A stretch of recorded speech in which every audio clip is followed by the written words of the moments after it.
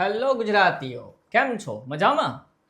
આજે મારી પાસે એક સરસ મજાનો પ્રશ્ન છે.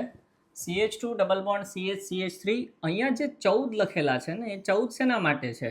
મતલબ આ જે બે કાર્બન છે નોર્મલ આપણા C12 જે હોય છે તે, પણ આ એક C14 રેડિયો એક્ટિવ કાર્બન છે.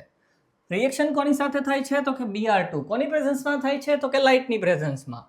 હવે તમને લોકોને ખબર છે કે લાઇટની પ્રેઝન્સમાં રિએક્શન થાય તો એ પ્રક્રિયા છે એ મુક્ત મૂલક ક્રિયાવિધિ પ્રમાણે પ્રક્રિયા થાય અને એમાં પાઈ બોન્ડને કોઈ અસર થતી નથી. તો તમે શું કહેશો કે સર આ શું છે? તો કે sp3 હાઇબ્રિડાઇઝ્ડ કાર્બન છે કે જેનું હાઇબ્રિડાઇઝેશન sp3 છે. તો શું થશે કે આમાંનો એક હાઇડ્રોજન આ Br વડે રિપ્લેસ થઈ જશે, એટલે કે CH2 14 double bond CH bond CH2 એક હાઇડ્રોજન Br થી રિપ્લેસ થયો એટલે અહીંયા શું લાગી જશે? Br. પરંતુ મિત્રો જો આવો પ્રશ્ન હોય કે જેમાં બે કાર્બન નોર્મલ છે, એક રેડિયો એક્ટિવ છે, કોઈક ને કોઈક પોસિબિલિટી અધર હોવાની શક્યતાઓ છે.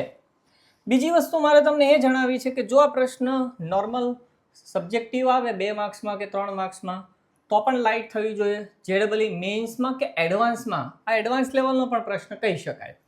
હવે જો શું થાય, તમને એક વસ્તુ જણાવું કે તમારી પાસે જે સ્ટ્રક્ચર છે ને થોડું તમે ધ્યાનથી જુઓ કે CH2 14 double bond CH bond CH3. હવે એની અંદર તમે જોઈ શકો છો કે અહીંયા આ જે પાઈ ઇલેક્ટ્રોન છે, આપણને ખબર છે કે એ પાઈ ઇલેક્ટ્રોન શું થાય કે આના ઉપર શિફ્ટ થઈ શકે છે. ઓબ્વિયસલી થઈ જ શકે ને, કેમ ના થઈ શકે? અને એ જો શિફ્ટ થાય તો શું મળશે આપણને?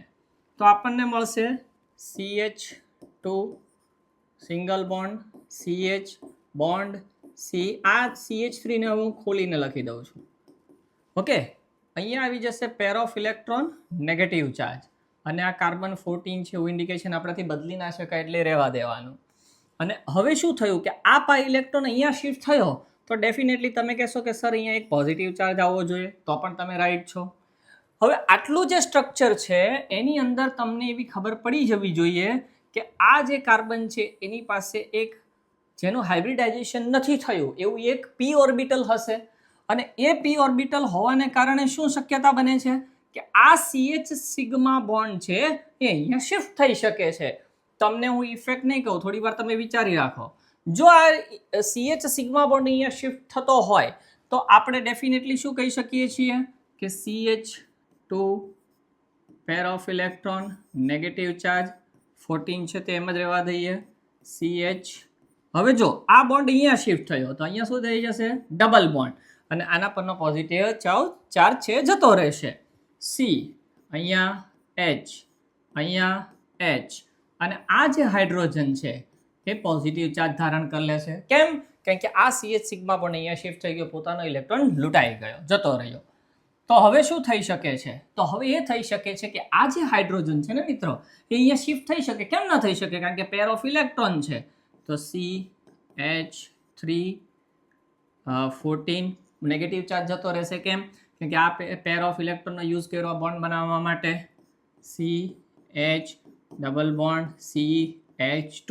હવે આ સ્ટ્રક્ચર સેમ નથી.